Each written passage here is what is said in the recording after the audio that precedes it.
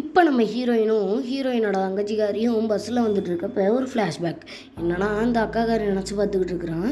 இவங்க 2 பேரும் சின்ன வயசாக இருந்தப்போ காட்டில் வந்துட்டு வெளியே போயிட்டு காட்டு சைடில் வந்துட்டு சைக்கிளை ஓட்டிகிட்டு வந்துட்டு இருக்காங்க. அப்போ வந்துட்டு இந்த தங்கச்சிக்காரி, அக்கா கொஞ்சம் வேகமாக தான் போய் தொலையேன், அம்மா பார்த்தாங்கன்னா நம்மளை உரிச்சு உப்பு கண்டமே போட்டு விடுவாங்க அப்படின்னு சொல்லவும், இவ்வளோ நான் தான் மிதிச்சுட்டு தானே இருக்கேன், நீ பேசாம இரு அப்படின்ற மாதிரி சொல்லிட்டு வீட்டுக்குள்ளே நுழைய பார்க்குறாளுங்க. 2 பேரும் ஒரு வழியாக வீடும் சேர்ந்துடுறாளுங்க. ஆனால் இவளுக்கு ரூமுக்கு போகலான்னு பார்க்குறப்ப அவங்க அம்மா பிடிச்சி, எப்பாரடி நான் தான் உங்கள்கிட்ட சொல்லியிருக்கேன்ல, சாயங்காலம் ஆச்சுன்னா இங்கே வெளியவே போகக்கூடாது, அதுவும் நம்ம காட்டுக்குள்ளே இருக்கிறோம், காட்டுக்குள்ளே வந்துட்டு தீய ஆத்மாக்கள் சுற்றிக்கிட்டு இருக்கும், நீங்கள் பண்ணுறதெல்லாம் கொஞ்சம் கூட எனக்கு சரியாகவே படலை, நீயும் அக்காக்காரியும் இப்படி சுற்றவே கூடாது, ஏன்னா இது மத மரபு, நம்ம வந்துட்டு சாயங்காலத்துக்கு மேலே வெளியே போகக்கூடாது, ஆத்மாக்கள் சுற்றிக்கிட்டு இருக்கோம், மரியாதையாக போய் ரூமில் படுங்க அப்படின்னு சொல்ல இவங்களும் போயிட்டு அந்த தங்கச்சிக்காரி ஒரு பொம்மையை வச்சு விளாண்டு இருப்பேன்.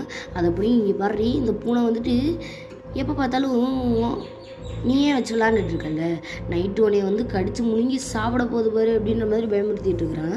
இந்த சைடு பார்த்தா அந்த அம்மாக்காரிக்கு மூக்கில் இருந்து ரத்தம் ஒழுகும் போல, சைடில் இருக்க உப்பு ஜாடி சாப்பாடு அப்பா எல்லாமே டம்மு டம்முன்னு விழுக இந்த குழந்தைங்களும் வந்துட்டு என்னமா ஆச்சு அப்படின்ற மாதிரி நம்ம ஹீரோயினை வந்து கேட்டுட்டு இருக்கிறான். அப்படி கேட்டோன்னே இப்படி திரும்புகிறான், அப்படியே 2 விழியும் மேலே போயிட்டு ஒயிட் கலரில் இருக்குது, மூக்கில் வந்து கொலவலான்னு ரத்தம் பொழிஞ்சிட்டு இருக்க இவர்களுக்கு ஒன்றுமே புரியலை, என்னடா ஆச்சு அப்படின்ற மாதிரி பார்த்துட்டு இருக்கிறாளுங்க.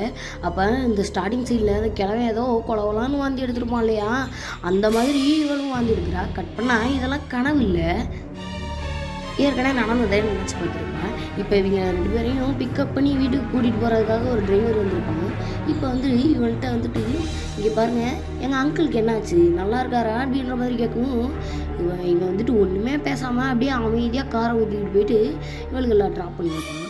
அப்படியே வீட்டுக்கும் வந்துடுறாங்க. இங்கே பார்த்தா அந்த கணவன்கிட்ட போயிட்டு பேசுகிறதுக்கு முன்னாடியே அந்த ஆண்டிகாரி வந்து 2 பேரையும் கட்டி பிடிச்சி, வாங்கம்மா ஏம்மா இப்போ தான் உங்களுக்கு இங்கே வர்றதுக்கு வழி தெரிஞ்சா, இத்தனை நாளாக என்னையும் உங்கள் அங்கிளையும் வந்து பார்க்க உங்களுக்கு வழியே தெரியலாமா அப்படின்ற மாதிரி திட்டிகிட்டு இருக்குது.